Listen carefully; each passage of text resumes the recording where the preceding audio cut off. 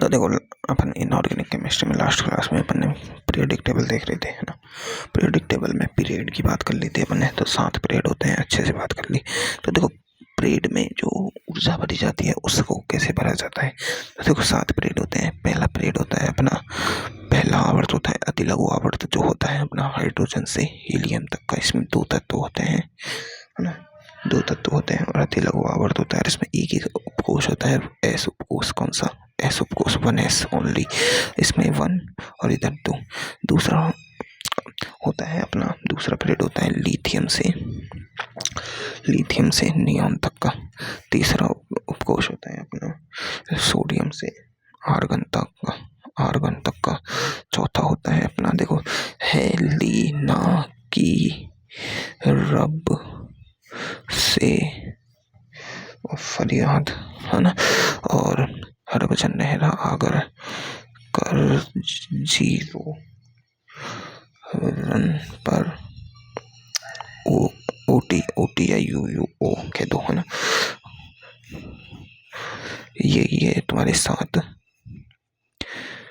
4, 5, 6, 7। देखो, 1 2 1 3 2 + 8 3 11, फिर 8 19, फिर 18 कितना हो जाएगा? 37, फिर 18 कितना हो जाएगा? 55, फिर 1 36 कितना हो जाएगा? 87, है ना।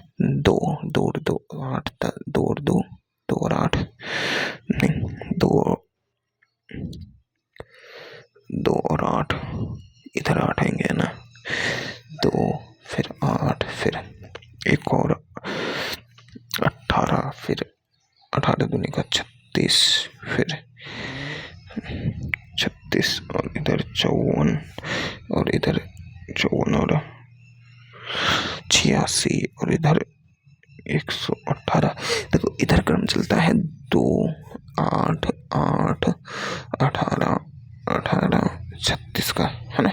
इधर चलता है ऑर्डर, इधर चलता है 8 10, सॉरी 10 है ना, 10 8 8 18 18 36 36। समझ में आई बात है? क्यों चलता है ऐसे भाई? क्यों चलता है ऐसे? इसमें 18 प्लस करो, देखो इसमें 2 प्लस किया 2, और इसमें 2 में 8 प्लस किए 10, ऐसे, ठीक है। इधर वाला ये चलेगा 2 8 8 18 18 36, और इधर चलेगा 8 8 18 18 36 36, ठीक है। ये इसमें 1s उपकोष होता है ना।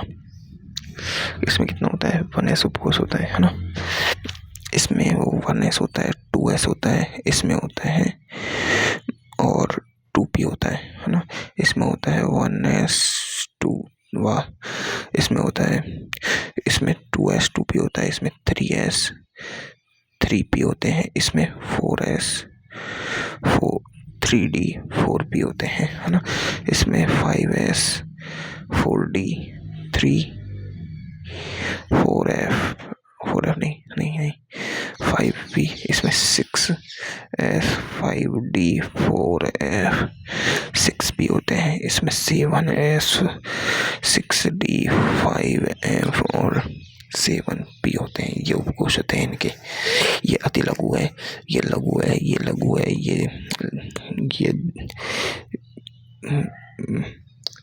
है ना।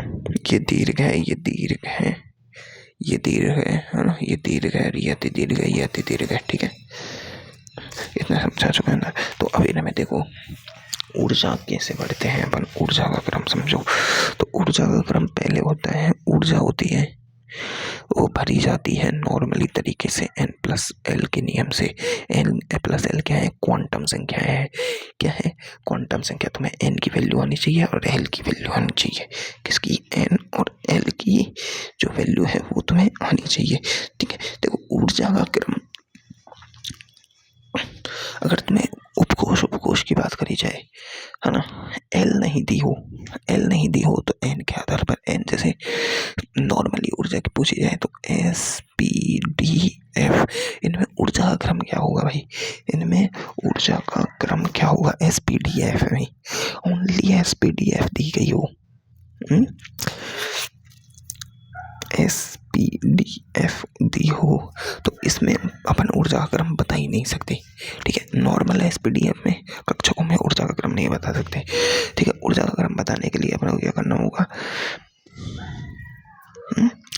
ऊर्जा का क्रम बताने के लिए अपन को क्या करना होगा, ये वाला नियम लगाना होगा। कैसे, देखो ऊर्जा का क्रम बताने में तुम्हें पहले तो एन की वैल्यू पता होनी चाहिए। एन की वैल्यू क्या होती है, एन की वैल्यू क्या होती है, जो इसके आगे लिखा हुआ होता है ये वाला, ये वैल्यू जैसे 1s 3s, तो ये 1 3 इसके लिए एन की वैल्यू है, इसके 3s के लिए एन की वैल्यू 3 है, 5d के लिए एन की वैल्यू 5 है, 7f के लिए एन की वैल्यू 7 है।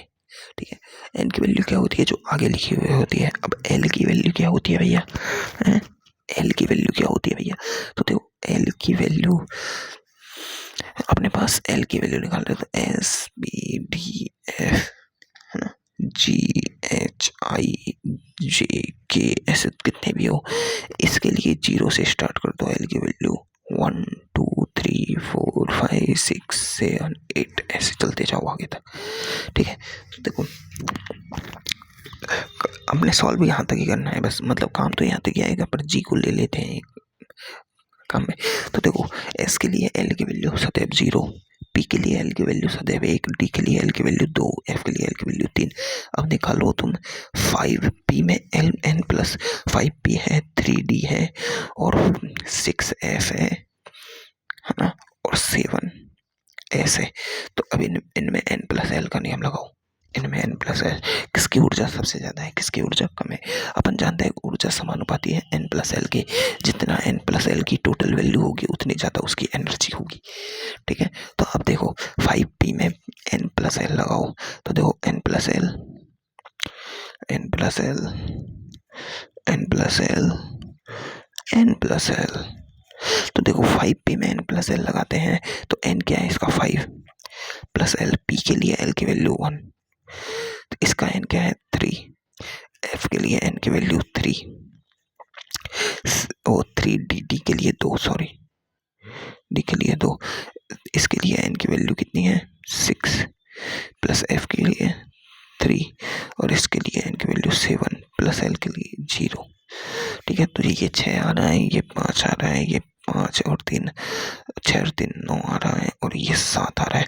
तो देखो अब सबसे ज्यादा n प्लस एल की वैल्यू इसकी है, तो ऊर्जा का क्रम देखो 6f का सबसे ज्यादा, फिर 7s का, फिर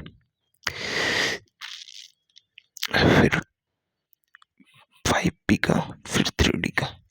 ये हो गए इनके ऊर्जा का ऑर्डर। ठीक है, अगर n प्लस एल में n प्लस एल की वैल्यू सेम आ जाए, है ना, अगर n प्लस एल में देखो इस क्वेश्चन में जो सर ने करा रखा है इसमें n की वैल्यू सेम आ रही है, तो n प्लस एल की वैल्यू सेम आ रही है, n प्लस एल की वैल्यू सेम आ रही है ना, तो सेम आने पर देखो 4 3 7 5 और 2 7 6 और 1 7, तो इसमें n की वैल्यू सबसे ज्यादा किसकी है, इसकी, तो सबसे ज्यादा ऊर्जा इसकी होगी। ठीक है, जिसकी फिर n के समानुपाती हो जाएगी ऊर्जा, किसके, n के। अब इनमें से किस को उसकी ऊर्जा अधिकतम है, देखो ns, तो इसमें n प्लस एल लगाएगा तो n प्लस 0। ठीक है, n माइनस 1p, तो n माइनस 1p की वैल्यू कितनी होती है, p की वैल्यू होती है 1 प्लस 1, तो 1/0, ये n है, ये भी n है, n माइनस 2d है ना। तो देखो n माइनस 2 माइनस d की वैल्यू कितनी है l की, प्लस 2, तो ये 2 से 2 गया, ये भी n, और ये n माइनस 3 प्लस 3, क्योंकि f की वैल्यू कितनी होती है 3, तो 3, ये भी 3, ये 1। अब सब में वैल्यू क्या है, ये सेम आई है, तो n की वैल्यू सबसे ज्यादा किसकी है, इसकी। देखो n में n माइनस 1 है, n में n माइनस 2 है, इसमें n माइनस 3, n की वैल्यू सबसे ज्यादा है, तो सबसे ज्यादा ऊर्जा होती है इसकी। और जिस कक्षक की ऊर्जा सबसे ज्यादा होती है वो कक्षक बाहर होता है, क्या होता है, बाहर, है ना। तो देखो ये देखो तुम्हारा ये एक फॉर्मूला है, आधुनिक आवर्त सारणी में 11वां तथा 12वां आवर्त पाया जाता है। अब देखो आवर्त तो कितने हैं, 7 5 और 2 7, आवर्त टोटल कितने हैं भैया, 7। आवर्त कितने हैं भाई टोटल, आवर्त तो टोटल 7 है, आवर्त कितने हैं भाई टोटल 7। अब 7 आवर्त होते हैं, लेकिन इसने बोल दिया 11वां और 12वां। अब देखो 7वें आवर्त में कितने तत्व है भाई, 32। अब इसने बोल दिया कि 11वां और 12वां आवर्त में उनमें उपस्थित तत्वों की संख्या बतानी है। अब तत्वों की संख्या कैसे निकाले भाई, उसके लिए सर ने फॉर्मूला निकाला है। अगर आवर्त की संख्या इसने दी है, जैसे विषम संख्या दी थी 11, विषम दी है, तो टोटल एलिमेंट निकालो n+1/2 की पावर स्क्वायर में। ये फॉर्मूला लगा के देखो 11वां आवर्त विषम है तो 11 n की वैल्यू 72, सॉरी ये क्या हो गया 72। ऐसे आवर्त सम दिया है तो ऐसे निकाल लो, ठीक है। n+l का नियम ऐसे लगा लो। अब देखो ये एक चीज तुम्हें याद करनी है। क्या याद करनी है भाई, ये वर्ग आवर्त तो तुम्हें पता लग गए कि 7 होते हैं, पर वर्ग कितने होते हैं, टोटल 18। अब मैं तुम्हें वर्गों के नाम बता रहा हूँ, कैसे लिखना है ये बता रहा हूँ, ठीक है। तो देखो 18 वर्ग है, कितने हैं भाई, 18 वर्ग है तुम्हारे पास, है ना। कितने हैं, 18। तो देखो न्यू पैटर्न के हिसाब से तो 1 2 3 4 5 6 7 8 9 10, है ना। 11 12 13 14 15 16 17 18 हो जाएंगे, है ना, 18 हो जाएंगे। ऐसे गिनती कर दो, हो गया 18। लेकिन ओल्ड पैटर्न, मेंडलीव ने जो पैटर्न दिया उसके आधार पर क्वेश्चन आते हैं। किसके आधार पर, वो होती है रोमन संख्या में। अब उसने वर्ग कैसे दिए, तो उसने देखो वर्ग ऐसे दिए हैं, 18 वर्ग ऐसे दिए हैं। देखो समझ लो, एक बार समझाऊंगा, समझ आना चाहिए। पहला वर्ग 1 2 3 4 5 6 7 8 9 10 11 12 13 14 15 16 17 18, 18 वर्ग। पहले वर्ग को कहा है इसने फर्स्ट ए, सेकंड ए, यहाँ 2 है बस ए, ठीक है। फिर थर्ड आता है बी पर, फोर्थ आता है बी पर, fifth B, sixth B, seventh B, eighth. अब देखो एट्थ किसे कहा गया है, इन तीनों वर्गों को मिला के एट्थ कहा गया है, ठीक है। समझ में आई बात, सेवंथ तक तो सही चला है, पर तीनों वर्ग मिलके क्या हो गए, एट्थ। फिर है, अब दोबारा से स्टार्ट होता है फर्स्ट, अब ये ए था ना, ये अभी आ गया बी, सेकंड बी, थर्ड। अब देखो थर्ड भी ये हो गया पहले ही, तो third A, fourth A, fifth ए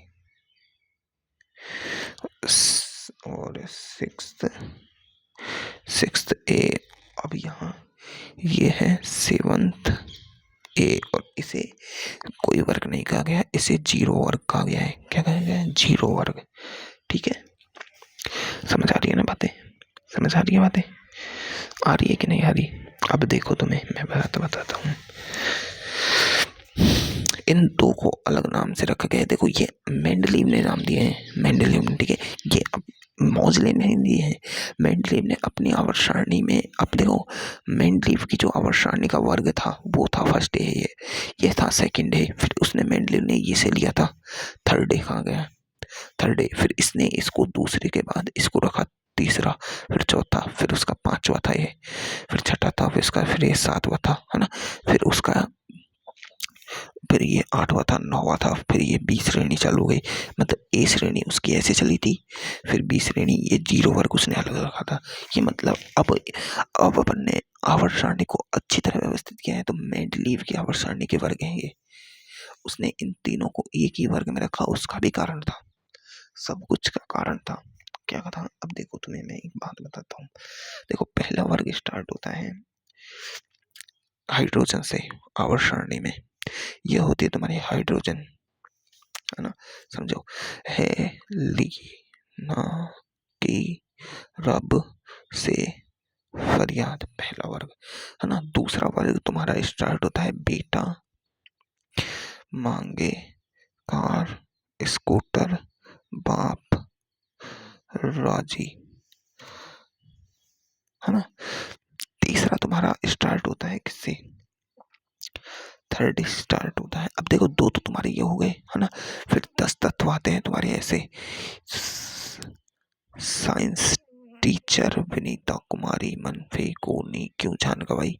फिर देखो यारी जरा निभा, मौत तक रुक रहा मैं पड़े, आगे में कूद जा यारी। और एक लास्ट थर्ड होती है ला हफ्ता रे, वरना इधर उधर से पिटाई और होगी, ये शायद इधर से नहीं, ये दो वर्ग छोड़ गए हैं। ये रीना वर्षानी, यार मैं भी पागल हूँ, ये रीना वर्षानी दो वर्ग छोड़ गए हैं। ये देखो दो वर्ग मैंने बेरिलियम से मैग्नीशियम, बेरिलियम मैग्नीशियम को छोड़ गए हैं, ये साइंस पर है। अब देखो ये जो तुम्हारा इसने दिया है, इसको कहा है इसने फर्स्ट डे, ये रहा, इसको कहा है सेकंड डे, क्योंकि ये दोनों अलग ग्रुप है बिल्कुल। फिर इसने इसको बी कह दिया, किससे, जहां से डी ब्लॉक स्टार्ट हो रहा है वहां से third B, fourth B, fifth B, sixth B, seventh B.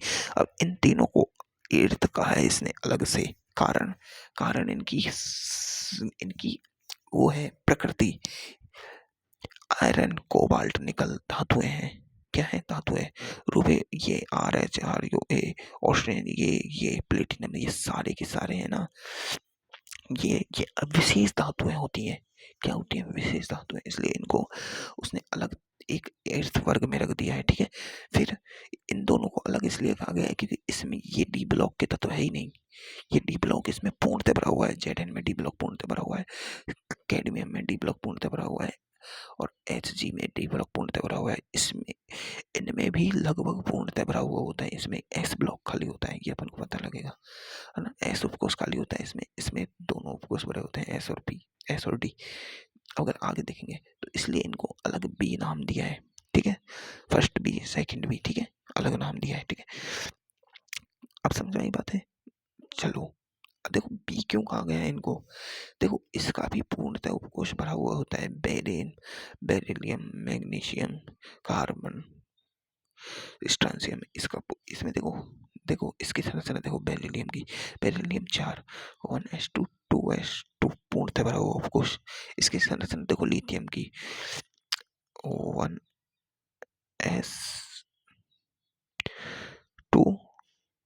2s1, ये भरा हुआ है, एक खाली है 2s का। और इनमें भी इसका एक खाली होता है 1s का। इसका जो 1s, इसका डी उपकोष तो इनका भी भरा होता है, डी डी डी सबका भरा होता है, इनका खाली होता है एस उपकोष। कौन सा वाला, लास्ट वाला, जिसमें भी एक इलेक्ट्रॉन होता है, इसलिए इनको एक श्रेणी में रखा है। इनका लास्ट का कक्षक जो होता है ना S2, वो भरा होता है S2, इसलिए इसको इसकी श्रेणी से समझा गया है उसने, है ना। अब देखो ये पी ब्लॉक है, पी ब्लॉक को अलग ही नाम दिया है, third A, third fourth B, fifth B, sixth B, seventh B. इसे कहा गया है उसने एट्थ बी, एट्थ ए नहीं, इसे जीरो कहा गया था, क्योंकि ये कोई रिएक्शन नहीं करते इसलिए इसने जीरो रखा गया। इसे लेंथेनियम और एक्टिनाइड, देखो लेंथेनियम श्रेणी, एक्टिनाइड श्रेणी। इसमें जो लेंथेनियम है ये तो डी ब्लॉक का तत्व है, एक्टिनियम ये भी डी ब्लॉक का तत्व है। ये श्रेणी शुरू हो रही है यहाँ से, पर ये आते यहाँ है, इसलिए इसे लेंथेनाइड के नाम पे। लेंथेनाइड क्या है, लेंथेनाइड पी ब्लॉक का नहीं है, ये एफ ब्लॉक का नहीं है। लेंथेनाइड लेंथेनाइड तो इसी का है, डी ब्लॉक का। एक्टिनाइड भी डी ब्लॉक का है, समझ में आई बातें, डी ब्लॉक का है। देखो 1 2 3 4 5 6 7 8 9 10 11 12 13 14 15 एलिमेंट है टोटल, गिनके देख लो, 1 2 3 4 5 6 7 8 9 10 11 12 13 14 15, मतलब एफ ब्लॉक में तो 14 एलिमेंट होते हैं, एफ ब्लॉक में तो 14 एलिमेंट होते हैं, तो ये 15वां कहाँ से आ गया, ये इसके हैं डी ब्लॉक के। ठीक है, डी ब्लॉक के, तो तुम्हें ये समझ आया। अब देखो तुम्हारा पूरा का पूरा जो एफ ब्लॉक है वो कहाँ पाया जा रहा है, वो थर्ड बी में पाया जा रहा है, ये याद रखो। थर्ड बी में पूरा का पूरा एफ ब्लॉक आ गया तुम्हारा, कौन सा आ गया, एफ ब्लॉक थर्ड बी में आ गया तुम्हारा पूरा का पूरा, समझ में आई। यानी इसमें यहाँ ये देखो साइंस और ला और एक्टिन, इसमें इसमें थर्ड बी में, इस थर्ड बी में तुम्हारा पूरा एफ ब्लॉक आ गया। यहीं डी ब्लॉक है तुम्हारा थर्ड बी से लेके ये सेकंड बी तक, ये तुम्हारा पी ब्लॉक है, ये तुम्हारा डी ब्लॉक है, ये तुम्हारा एस ब्लॉक है। ठीक है, समझ आई बातें? चलो देखो, अब मैं तुम्हें उपकोषों के बारे में बता देता हूँ कोई बातें। ठीक है, उपकोष के बारे में देखो। देखो, पहली बात तो कोश समझो, उपकोष समझो।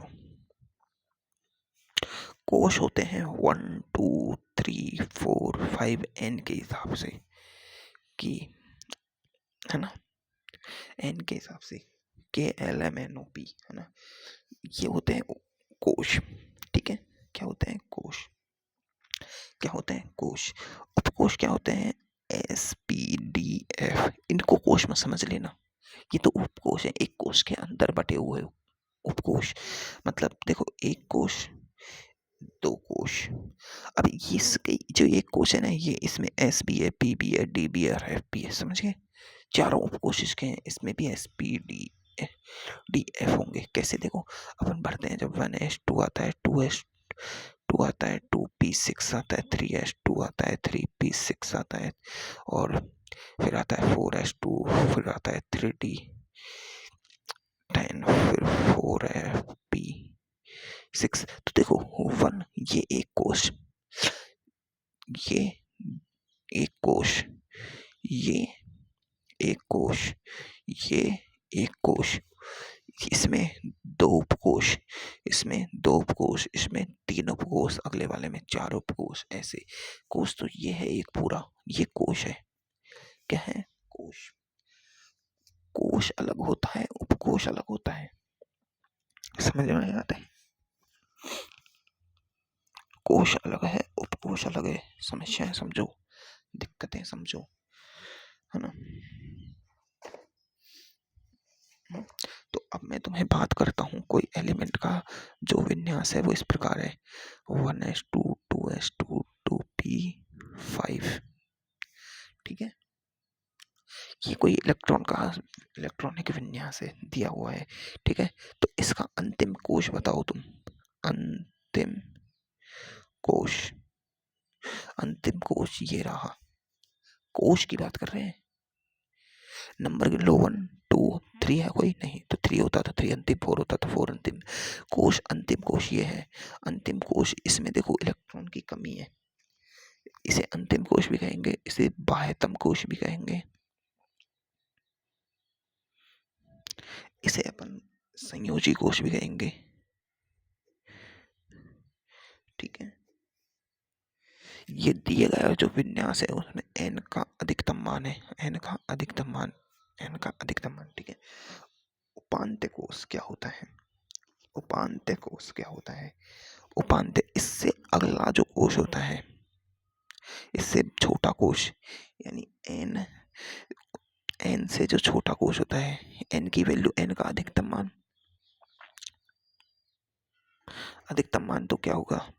अंतिम कोश, संयोजी कोश, उपकोश, बाह्यकोश, है ना। अंतिम कोश, संयोजी कोश, बाह्यकोश, है ना।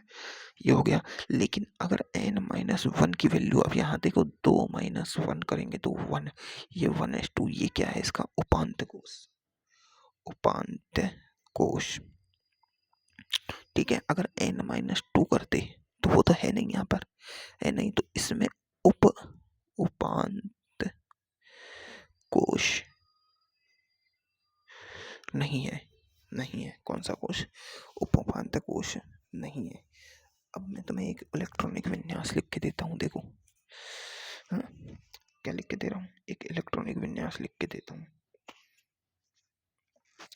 देखो, एक देखो, ये सर ने ले रखा है K19 का, है ना, K19। पोटेशियम जो उसका परमाणु क्रम 1s2 2s2 2p6 3s2 3p6 4s1। इसका अंतिम कोश, बाह्यतम कोश, संयोजी कोश, n का अधिकतम मान, यह है इसका अंतिम कोश। अंतिम कोश में कितने उपकोश? अंतिम कोश, संयोजी कोश में कितने उपकोश? एक उपकोश। कौन सा?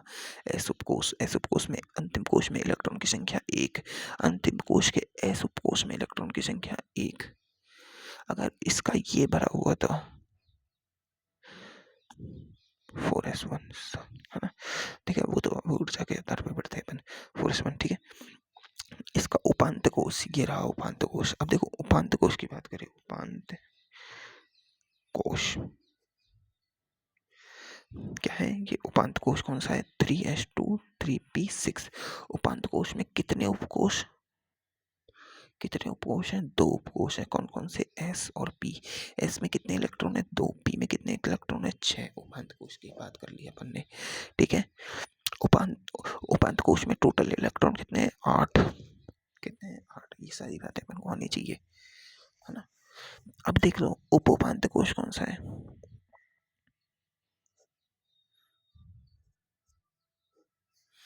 2s2 2p6। ठीक है, अब एक होता है कर्नेल कोश। कौन सा होता है, कर्नेल कोश।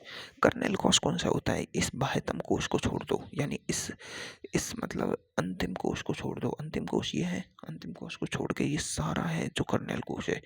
1s2 2s2 2p6 3s2 3p6 तक का ये क्या है, तुम्हारा सारा कर्नेल कोश है। बाह्यतम कोश को छोड़कर सारे आंतरिक कोश क्या है, तुम्हारे कर्नेल कोश।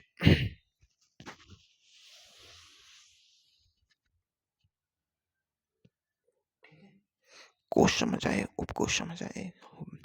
ये आवर्त सारणी का वर्गीकरण याद करना है भाई। तुम्हें पूछ सकता है कि डी ब्लॉक की स्टार्टिंग कहाँ से होती है, 3rd बी से। एफ ब्लॉक कहाँ पाया जाता है, 3rd बी में।